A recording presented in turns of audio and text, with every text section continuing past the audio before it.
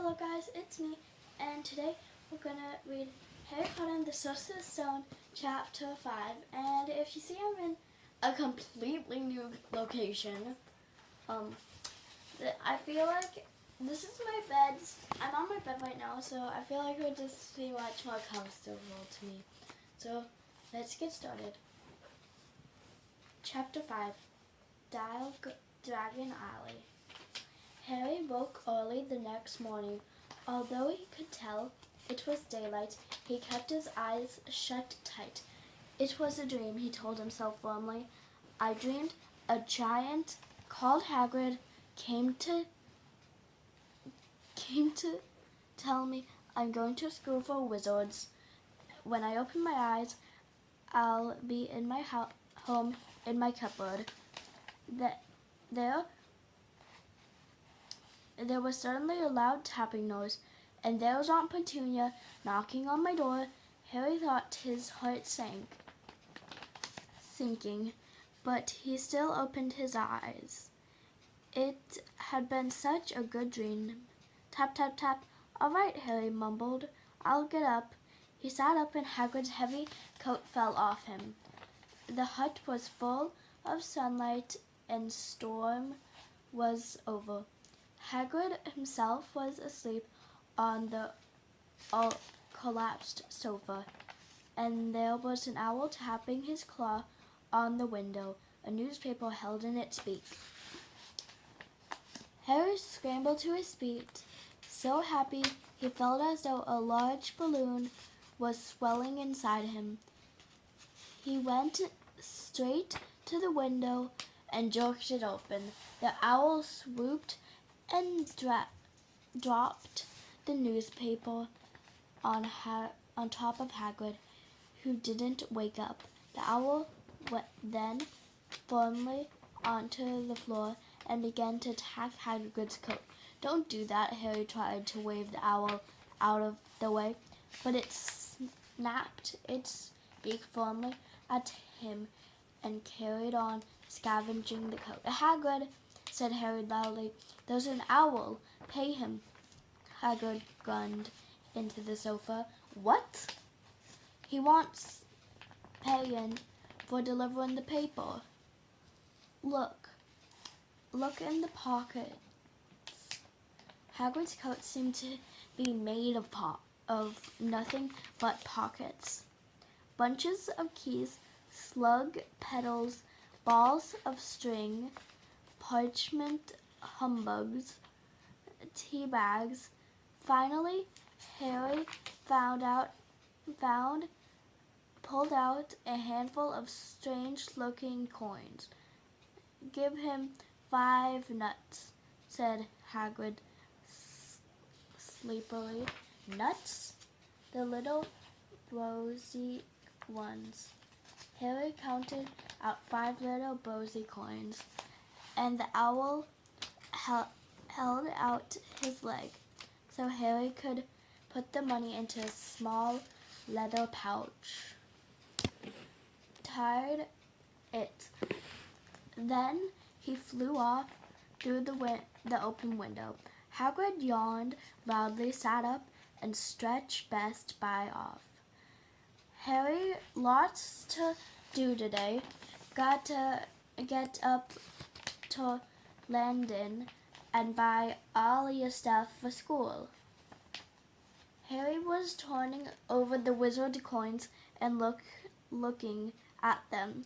He had just thought of something that made him feel as though the happy balloon inside him had got a puncture. Hagrid, said Hagrid, who was pulling on his boots. I haven't got any money. And you heard Uncle Vernon last night. He won't pay for me to go and learn magic. Don't worry about that, said Hagrid, standing up and scratching his hand. Do you think your parents didn't leave you anything? But if their house was destroyed, they didn't keep their gold in the house, boy. Nah, first stop for us is Gringotts, Wizard's Bank. Have a sausage. They're not bad.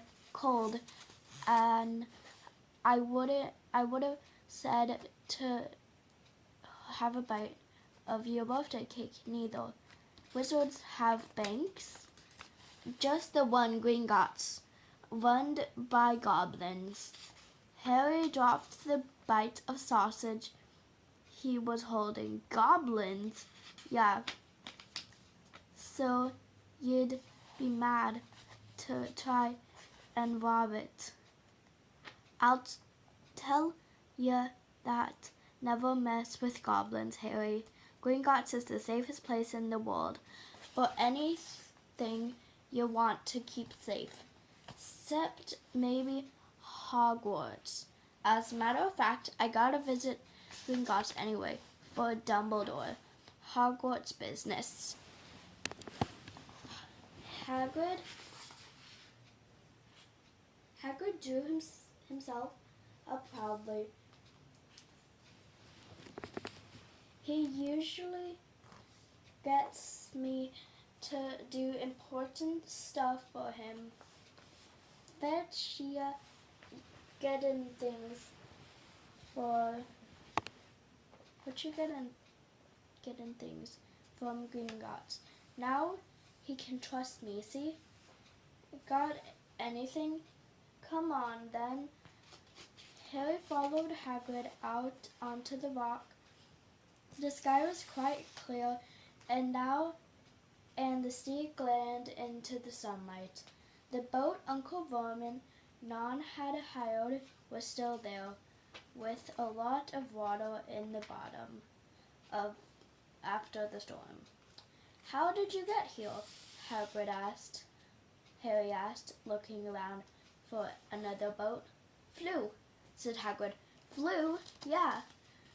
Yeah, but we'll go back in this. Not supposed to use magic. Now I've got ya. They settled down in the boat. Harry still staring at Hagrid, trying to imagine him flying.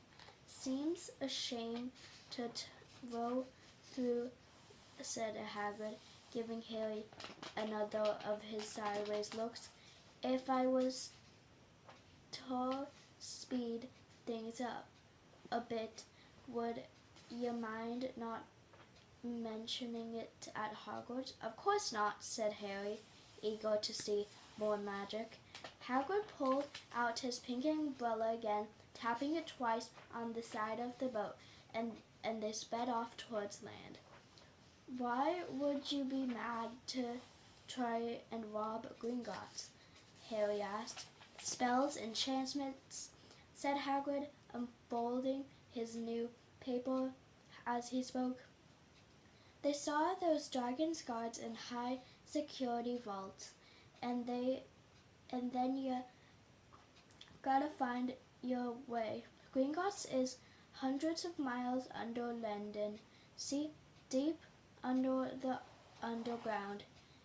He'd die of hunger trying to get out, even if you did manage to get your hands on some.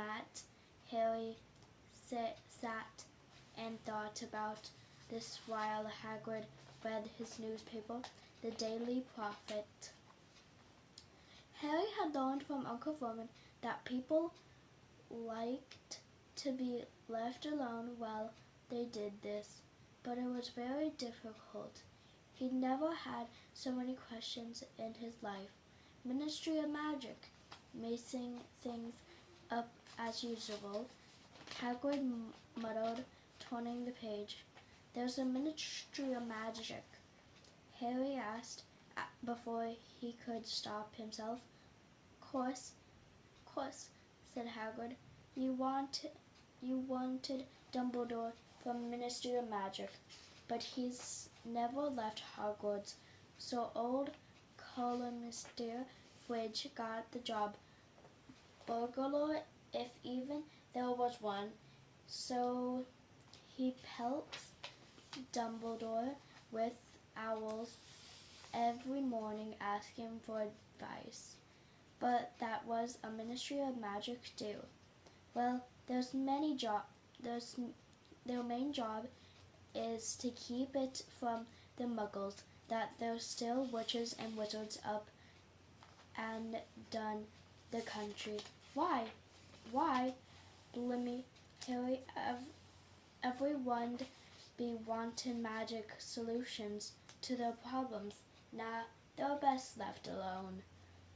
At this moment, the boat bumped gently into the harbor wall. Hagrid folded up his newspaper and they climbed up the stone steps onto the streets.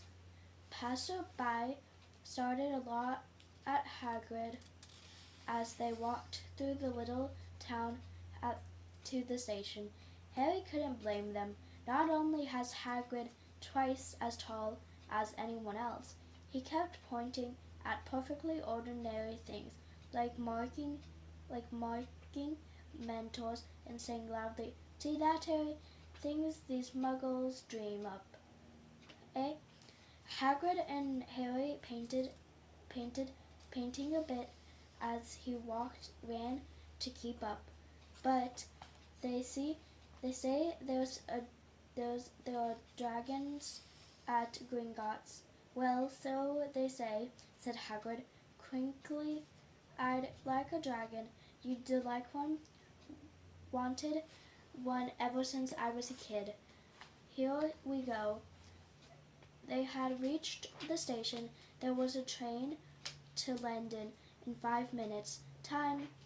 Hagrid, who didn't understand muggled money, as he called it, gave the billions to Harry so he could buy their tickets. People stared more than ever on the train. Hagrid took up 2 seats and sat near what looked like a cranny yellow circus tent. Still got your letter, Harry? He asked as he counted stitches. Harry took the parchment envelope out of his pocket. Good, said Hagrid. There's a list of everything you need. Harry unfolded a second piece of paper he hadn't noticed the night before and read Hogwarts, School of Witchcraft and Wizardry.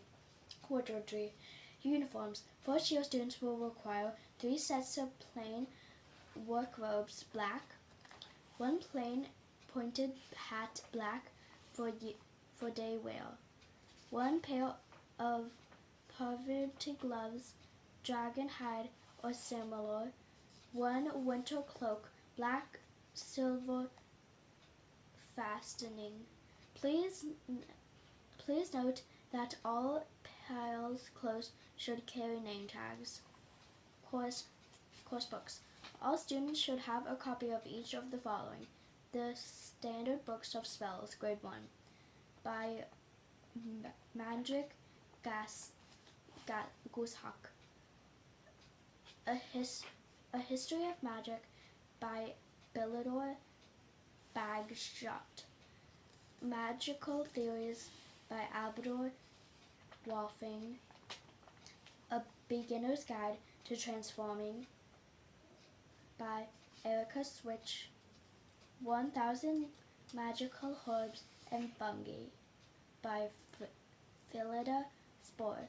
Magical Daughters and Potions by Alexander Jiggle. Fantastic Beasts and Where to Find Them by Newt Scamander. The Dark Forces, A Guide to Self-Protection by Quentin Tribe. Other requirements: 1 wand, 1 cauldron, a Peter stands size 2, 1 set of glass or crystal fairs, 1 telescope, 1 set brass scales. Students may also bring an owl or a cat or a toad. Parents are reminded that first years are not allowed their own broomsticks. Can we buy all this in London? Harry wondered aloud.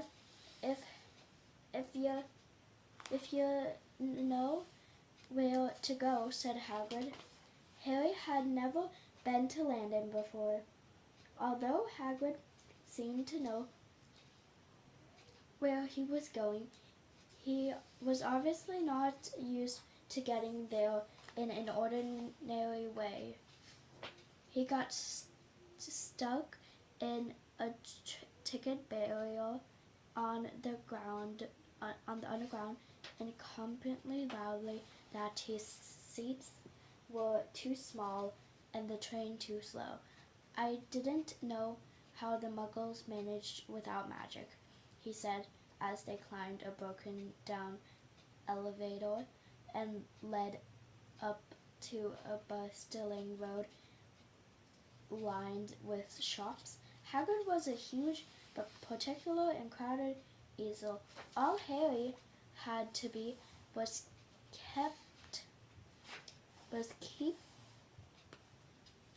keep close behind him. They passed bookshops and magic stores, hammers, restaurants, and climbs, but nowhere that looked as if it could sell us a magic wand.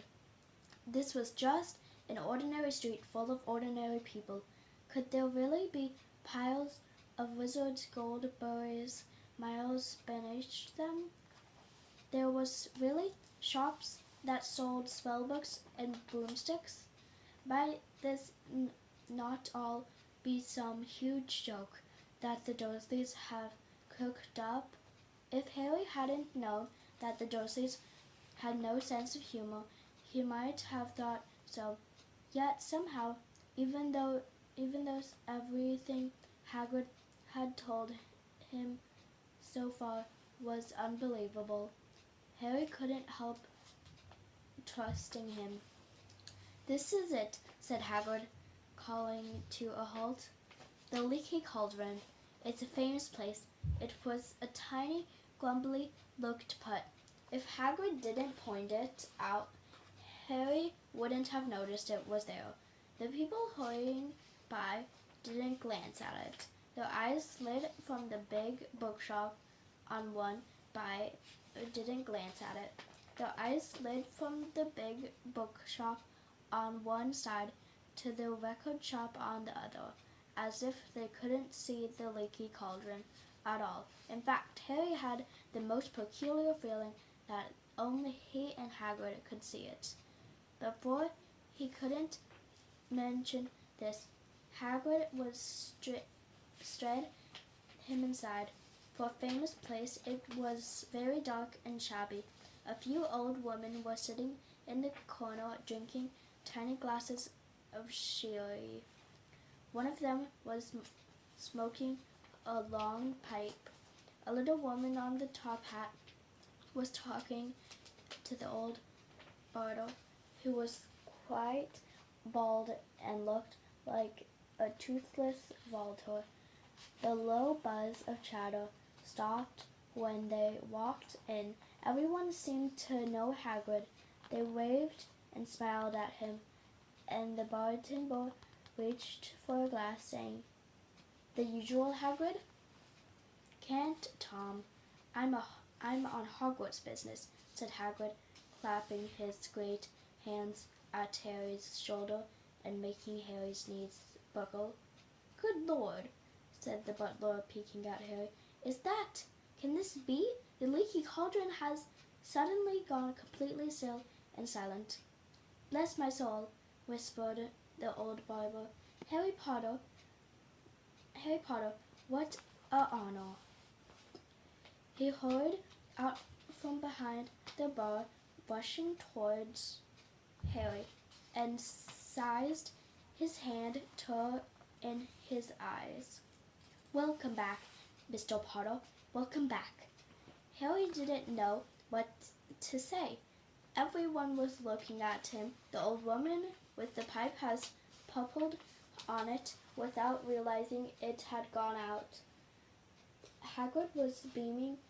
Then there was a great scrapping of chairs. The next moment, Harry found himself shaking hands with everyone in the leaky cauldron. Doors caution. Mr. Potter, can't believe I'm meeting you at last. So proud, Mr. Potter. I'm just so proud. Always wanted to shake your hand. I'm all of a flutter. Delighted, Mr. Potter. Just can't tell you. Diggerless, the name. Douglas Diggory.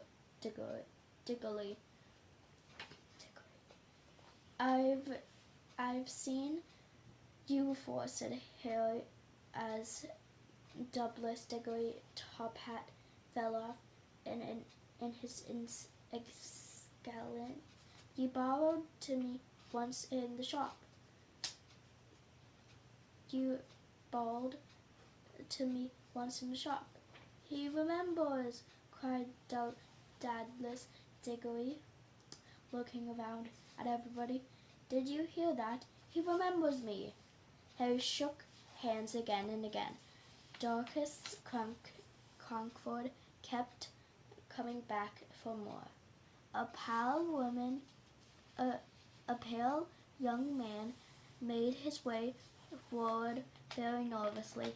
One of his eyes was twitching. Professor Quirrell, said Hagrid. Harry, Professor Quirrell will be one of your teachers at Hogwarts. Potter, sneered Professor Quirrell, grasping Harry's hand. Can't tell you how pleased I am to meet you. What sort of magic do you teach, Professor Quirrell? Defense against the dark arts, muttered Professor Quirrell, as though he'd rather not think about it. Not that you need it, Potter, he laughed nervously. You'll be getting all your equipment, I suppose. I've got to pick up a new book on vampires myself. He looked terrified at the very thought, but the others wouldn't let Professor Quirrell keep Harry to himself. It looked almost 10 minutes to get away from them all. At last, Hagrid managed to make himself heard over the babble. Most must get on. Lots to buy. Come on, Harry. Doris Crunchin shook Harry's hand one last time, and Hagrid led them through the bar and out into the small walled courtyard. There was nothing but a trash can was full weeds. Hagrid grinned at Harry. Told ya, didn't I? Tell ya you were famous. Even Professor Quirrell was trembling to meet ya. Never mind ya, he'd usually tremble. Is he always that nervous? Oh yeah, poor Larkin Borden. Mind, he was fine while he was studying out of books, but when he took a year off to get some first-hand experience, then say he met vampires in the Black Forest, and they were a nasty bit of trouble with the hag. Never been the same since. Scared of the students, scared of his own subject. Now, where's my umbrella? Vampires, hags. Harry had heard his swimming. Hagrid means Growl was counting bricks on the wall above the trash can. 3 up, 2 cross. 3 up, 2 cross, he mumbled. Right stand back, Harry. Right stand back, Harry. He tapped the wall 3 times with the point of his umbrella. The brick he was touching quivered. It wiggled. In the middle, a small hole appeared. It grew wider and wider. A second later, they were facing an archway large enough even for Hagrid, an archway onto a corbelled street with that wiggled and turned out of sight. "Welcome," said Hagrid, "to Diagon Alley." He grinned at Hagrid's amazement. They stepped through the archway. Harry looked quite over his shoulder and saw the archway shrinking instantly back into solid wall. The sun shone bright on the stack of cauldrons outside the nearest shop. Cauldrons all sized: copper, brass, pentwell, silver, self-striggle. Colpsable, said the sign, hanging over them. "Yeah, you'll be needin' one," said Hagrid. "But we gotta get your money first." Harry whispered. He was about 8 more eyes. He turned his head in every direction as they walked up the street, trying to look at everything at once. The shops, the things outside them, the people doing their shopping, a plump woman outside an archery was shaking her hand as they passed, saying, "Dragon liver, 16 sickles an ounce. They are mad." A low, short hooting came from the dark shop with a sign saying, "Eyelope's Owl Employment. Ptolemy Scratches Barn Bro and Snowy Shovel Boy of them." Harry's age and their nose pierced against a window with broomsticks in it. "Look!" Harry heard one against a window with broomsticks in it. "Look!" Harry heard one of them say. "The new Nimbus 2000. Fastest ever." There was shops selling robes, shops selling telescopes, and strange silver instruments. Harry had never seen before windows stacked with barrels of bat spills and elf-eyed ring piles of spell books, quail, and rolls of parchment, potion bottles, globes at the moon. Gimbus and Harry, they had reached a snow-white building that turned over the other little shops. Standing beside its varnished boson door, wearing a uniform of scarlet and gold, was that's the goblin," said Hagrid, quiet as they walked up the white stone steps towards him. The goblin was about to heard shouting. Then Harry, who was wearing close face, a point beard, and Harry noticed that long fingers and feet. He bowed as they walked inside.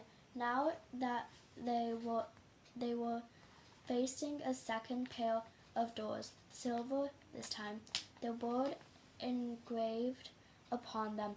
Enter, stranger, but take heed of what awaits, the sign of greed. For those who take but do not earn must pay most dearly in their turn.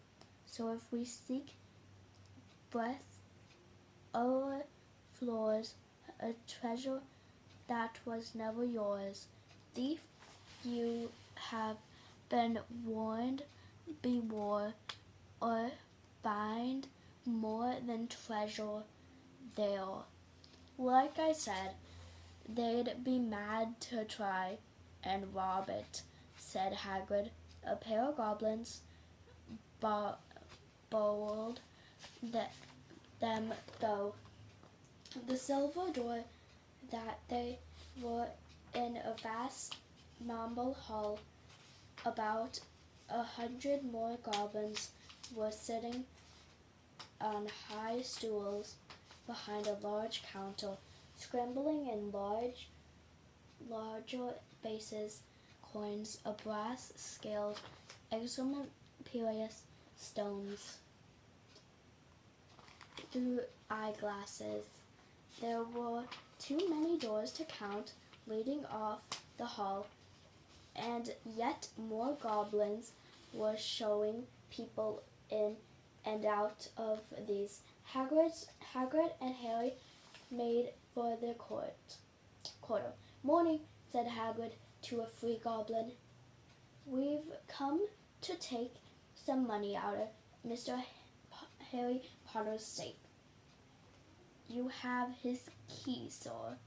Got it here somewhere, said Hagrid, and he started employing his pockets onto the corridor, scattering a handful of Maudley Dog's biscuits over the goblin's book of numbers. The goblin wrinkled his nose. Harry watched the goblin as there might wait a pile of rumbles as big as glowing coals. Got it, said Hagrid, as though holding up a tiny gold key. The goblin looked at it closely. That seemed to be in order. And I've also got a letter here for Professor Dumbledore, said Hagrid importantly, throwing out his chest. It's about you know what. In Vault 7. 113. The goblin read the letter carefully. Very well, he said, handing it back to Hagrid. I will have someone take you down to both vaults. Griphook. Griphook was yet another goblin. Once Hagrid had crammed all of the dog biscuits back inside his pocket. He and Harry followed Griphook towards one of the doors leading off the hall. What in Vault 713? Hagrid asked. Can't tell you that, said Hagrid mysteriously. Very secret Hogwarts business. Dumbledore trusted me. More'n my job was to tell you what that Griphook held the door open for them. Harry, who had expertly marble, was surprised that there was in a narrow stone passageway lit with flame torches. It slanted slightly downwards, and there was little railway tracks on the floor. Griphook whistled, and a small cart came hurtling up the tracks towards them. They climbed in. Hagrid was some difficulty and were off. At first, they just hurried through a maze of whispering passages. Harry tried to remember left, right, left, middle, fork, right, left, but it was impossible. The rattling cart seemed to know its own way because Griphook wasn't steering. Harry's eyes strung at a cold air rushing past them, but he kept them wide open. Once he thought he saw a burst of fire at the end of the passage and whistled around to see if it was a dragon, but too late. They plugged even deeper past an underground lake where a huge, satisfying, and stangled grew from the ceiling and floor. I never knew, Harry called to Hagrid over the noise of the cart. What's the difference between stangly and staggerlant? Staggermite got an M in it, said Hagrid, and don't ask me questions, just know. I think I'm gonna be sick. He didn't look very green, and when the cart stopped, the last beside a small door in the passage wall. Hagrid got out and had to lean against the walls to stop his knee from trembling. Griphook unlocked the door. A lot of green smoke came billowing out, and as it cleared, Harry gasped into the mounds of gold coins. Columns of silver heaped a little bronze nuts. All yours, smiled Hagrid. All Harry's? It was incredible, said the Dursleys wouldn't have known about this, or they'd have had it for him faster than blinking. How often had they climbed? How much Harry costed them to keep? And all the time there had been a small fortune belonging to him, burning deep under London. Hagrid helped Harry pile some of it into his bag. The gold ones are galleons, he explained. 17 silver sickles to a galleon, and 29 nuts to a sickle. It's easy enough, right? That should be enough for a couple of terms. We'll keep the rest safe for you.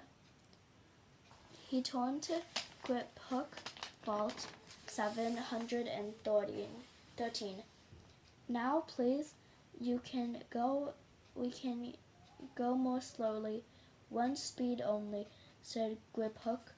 There was going even deeper now and gathered speed. The air became colder and colder as they hurtled around tight corners. They went rattling over the underground raven, and Harry leaned over the side to try to see what was down in the dark bottom. But Hagrid groaned and pulled him back to the scruff of his neck. Vault 713 was no keyhole. Stand back, said Griphook immediately. He struck the door gently with one of the long fingers, and it simply melted away. If anyone but a Gringotts goblin tried that, they'd be stuck through the door and trapped in there, said Griphook. How often do you check to see if anyone's inside? Harry asked. About one every 10 years, said Griphook with a rather nasty grin. Something really extraordinary had to be inside this top secret vault. Harry was sure, and he leaned forward eagerly, excited to see fabulous shoes at the very least. But the first he thought it was empty. Then he noticed a gravel little packet wrapped up in brown paper lying on the floor. Hagrid picked it up and tugged. Hello, said the boy. Hogwarts too? Yes, said Harry. My father next door, buying my books, and mother's up the street looking at wands, said the boy.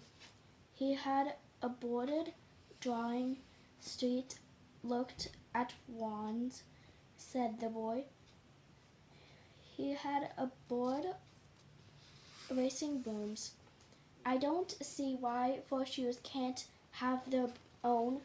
I think I'll buy farther into getting my own, and I'll smuggle it in somewhere. Harry was strongly remembered of Dudley.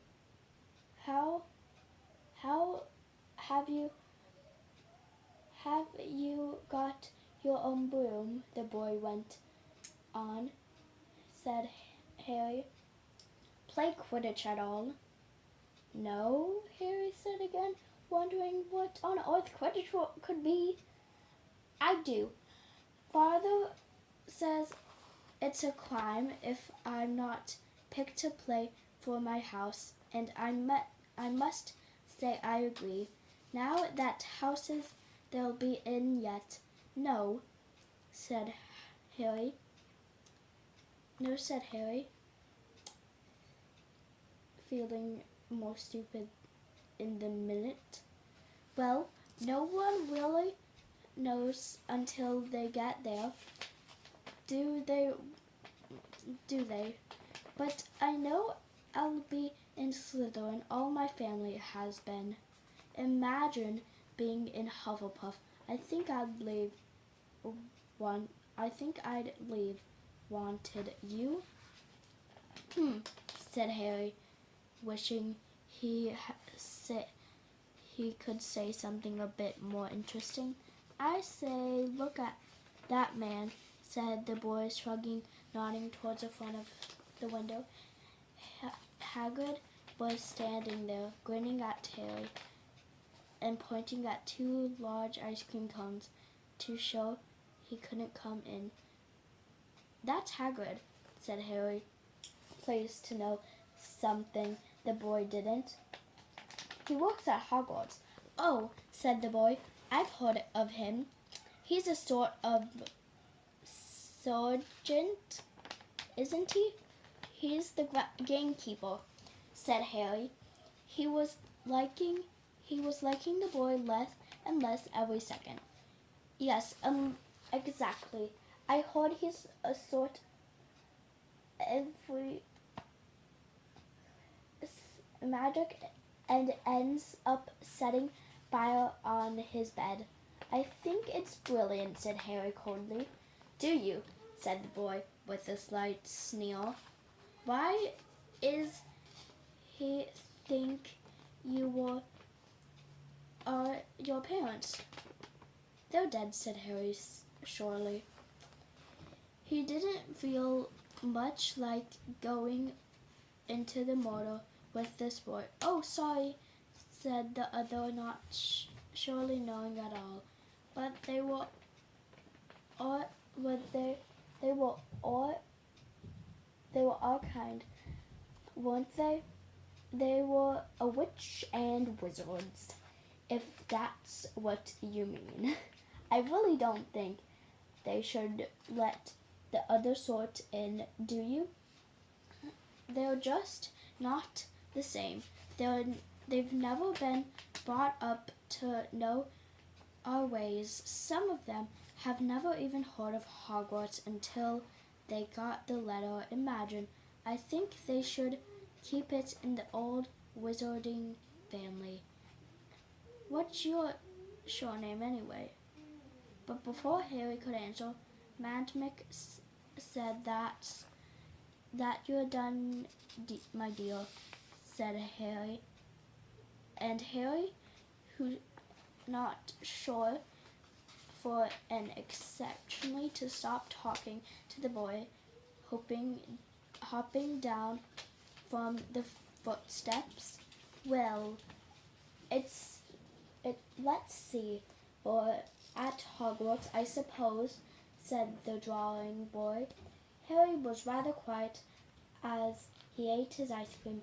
Hagrid had brought him chocolate and raspberry with corruption nuts.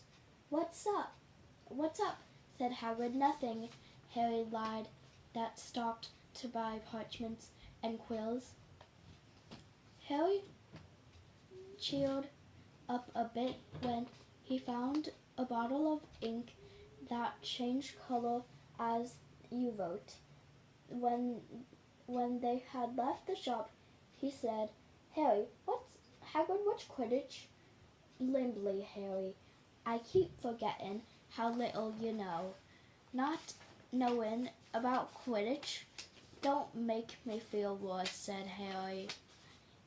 He told Hagrid about the pale boy in Maddit's Mickles, and he said people from Muggle families shouldn't even be allowed in. You're not from a Muggle family. If you know who you were, he grew up knowing your name. If your parents were wizard kind folks, you saw that everyone in the Leaky Cauldron was like they were Sawyer. Anyway, that does, what it came some of the best I ever saw. When the only ones with magic is in a long line of muggles. Look at your mom. Look what she had for a sister. So what is Quidditch? It's a sport. Wizard sports. It's like soccer in the Muggle world. Everyone follows Quidditch, playing up in the air on broomsticks, and there are 4 balls. Start hard to explain the rules. And where are Slytherin and Hufflepuff? Schoolhouses. Therefore, everyone says Hufflepuff are a lot of duffers, but I bet I'm in Hufflepuff, said Harry gloomily. But Hufflepuff and then Slytherin, said Hagrid darkly. But Hufflepuff and Slytherin, said Hagrid darkly.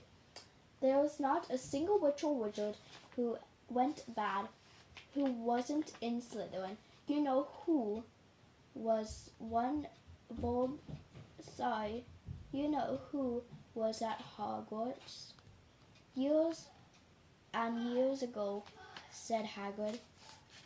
You bought Harry's school books in a shop called Fortunes and Bolts, where the shelves were stacked to the ceiling with books as large as paved stones, bound in leather books the size of postage stamps in curves of ink, slick books, full of peppermint symbols, and a few books which with nothing in them at all. Even Dudley, who never read anything, would have been wild to get his hands on some of these. Hagrid almost has a brag. Harry away from Crush and Counter cruised bewitch your friends and Buford from enemies with which the largest raven gauze, hair loss, jelly legs, tongue tying, and much, much more. By Professor Vincolin. I was trying to find out how to cure Dudley. I'm not saying there's not a good idea, but you're not to use magic in the Muggle. Would expect it in very special crinkles, said Hagrid. And anyway, you couldn't work any of them courses yet. You'll need a lot more studying before you get to that level. Hagrid couldn't let Harry buy a solid gold cauldron either. It says pewter on their list, but that they got a nice set of scales for weighing potions in golden and calcing for telescopes. Then they visited the archer's fort, which were fantastic enough to make up for a horrible smell, a mixture of bad eggs, the rotten cabbages, boiling of slimy stuff stood on the floor, jars of herbs, dried roots, and bright powders lined the walls. Bundles of feathers, steers of fangs, and snarled claws hung from the ceiling, while Hagrid, as the man behind checked Harry's list again. Just your wand left. Oh, yeah, and I still haven't got you a birthday present. Harry felt himself go red. You don't have to. I know. I don't have to tell you what I'm get your animal, not a toad. Toads went out of fashion years ago. They'd be laughing at, and I don't like cats. They make me sneeze. I'll get you an owl. All the kids want owls. They're deed useful, carry your mail and everything. 20 minutes later, they left Ellerpo's owl enchantment, which had been dark and full of rustling and crunching jewel bright eyes. Harry now carried a large cage under her cage that held a beautiful snow owl fast asleep with her head under her wing. He couldn't stop stammering his thanks, sounding just like Professor Quill. Don't mention it, said Hagrid gruffly. Don't accept you've had a lot of presents from them. Dudley just olives left from only places for wands. Oliver's, and you gotta have the best wand, a magic wand. This was what Harry had been really looking forward to. The last shop was narrow and shabby. Peeling gold letters over the door read Oliver's marks of fine wands since 382 BC. A single wand lay on the faded purple cushion in the dusty window. A tinkling bell rang somewhere in the depths of the shop. As they stepped inside, it was a tiny place, empty except for a single spangled hair of Hagrid sat on wait. felt Hagrid felt against as though he had entered a very strict library. He swallowed as a lot of new questions that had got accorded to Harry and looked interesting at the thousands of narrow book piles neatly right up the ceiling. For some reason, the back of his neck prickled. The very dust and sights in his seemed to tingle with some secret magic. "Good afternoon," said a soft voice. Harry jumped. Hagrid must have jumped too, because there was a loud crashing noise, and he got quickly off his slipping chair.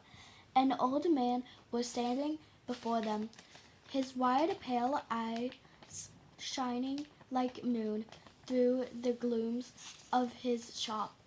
"Hello," said Harry awkwardly. "Ah, hello," said the man. Yes, I thought you'd be seeing you soon, Harry Potter. It wasn't a question. You has your mother's eyes. It seems only yesterday she was in here herself, buying her first wand, 10 1/4 inches long, swiftly made of willow, nice a wand of charm work.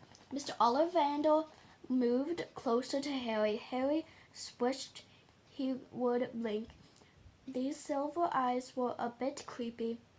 Your father, on the other hand, favored a magical wand, 11 inches, pliable, a little more powerful and excellent from torn vigor. Well, I say your father favored it.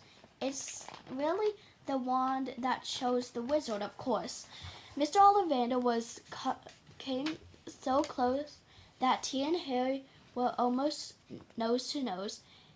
Harry could see himself reflecting in those misty eyes, and that's where Mr. Ollivander touched the lightning scar on Harry's forehead with a long white finger. "I'm sorry to say I sold the wand that did it," he said softly. 13 1/2 inches. Your powerful wand, very powerful, and in the wrong hand. Well, if I'd known what that wand was going out into the world to do." He shook his head, and then, to Harry's relief, spotted Hagrid. Rubius Hagrid. How nice to see you again. Oak 16 inches, rather bendy, wasn't it?" "It was, sir, yes," said Hagrid. "Good wand, that one, but I suppose they snapped it in half when you got expelled," said Mr. Ollivander. Suddenly, stores, yes, they did, yes," said Hagrid, shuffled his feet. "I've still got the piece, though," he added brightly. Did you don't use them?" said Mr. Ollivander sharply. "Oh, no, sir," said Hagrid quickly. Harry noticed he gripped his pink umbrella very tightly as he spoke. Said Mr. Ollivander, giving Hagrid a pieced look. "Well, now, Mr. Potter, let me see." He pulled out a long tape measures with the silver marking out of his pocket, which was wander. Well, I'm right-handed," said Harry. "Hold out your arm. That's it."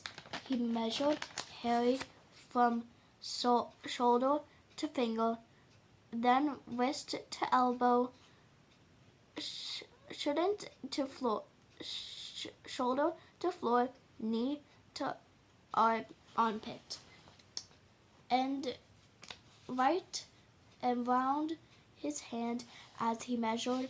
He said, "Every Alexander wand has a core of a powerful magic substance. Mr. Potter, we used unicorn hairs, phoenix tail feathers, and the hairstring of dragons. No two Ollivander wands are the same, just as no two unicorn dragons or phoenixes are quite the same. And of course, you will never get such good results with another wizard wand." Harry suddenly realized that the tape measure, which was measuring between his nostrils, was doing was this on its own. Mr. Ollivander was flicking around the shelves, tapping down boxes. "What will do? That will do," he said, and the tape measure crumbled into a heap on the floor. Right then, Mr. Potter, "Try this one beech wood and dragon heart string. 9 inches, nice and firmly, but take it and give it a wave." Harry took the wand and, feeling flush, waved it around a bit, but Mr. Ollivander snatched it out of his hands almost at once. Maple and phoenix feather, 7 inches, quite wispy try." Harry tried, but he had hardly raised the wand when it too was snatched back by Mr. Ollivander. "Oh, no. Here, Ebony." The unicorn hair, 8.5 inches. "No, swing. Go on. Try it out." Harry tried and tried. He had no idea what Mr. Ollivander was waiting for. The pile of tried wands was mounting higher and higher on the spindly chair. But the more wands Mr. Ollivander pulled from the shelves, the higher he seemed to become. "Tricky customer, eh?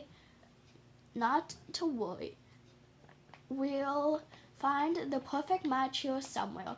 I wonder now, yes. Here, why not usually combined holly and phoenix feathers, 11 inches, nice and firm." Harry took the wand. He felt a sudden warmth in his fingers. He raised the wand above his head, brought it swishing back toward the dusty air, and steamed red and glow sparks shot from the end like a firework, throwing dance swirls of light onto the walls. Hagrid whooped and clapped, and Mr. Ollivander cried, "Oh, bravo! Yes, indeed.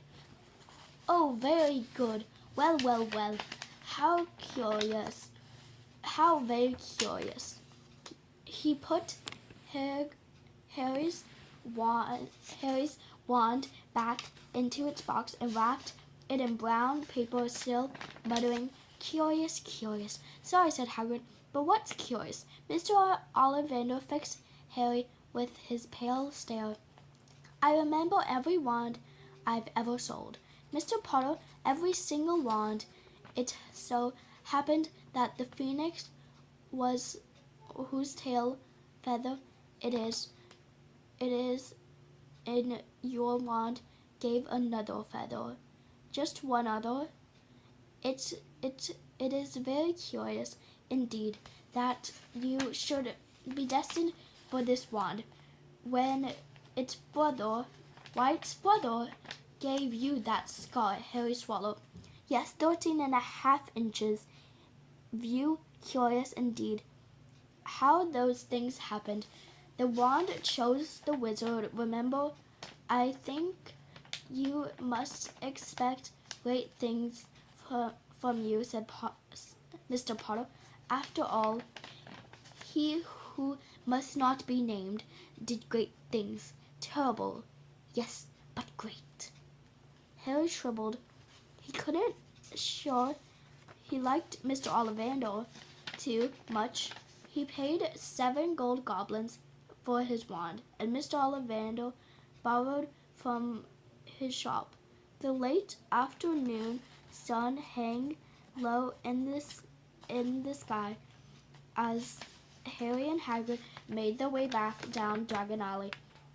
Back, although the walls, back through the leaky cauldron, now empty.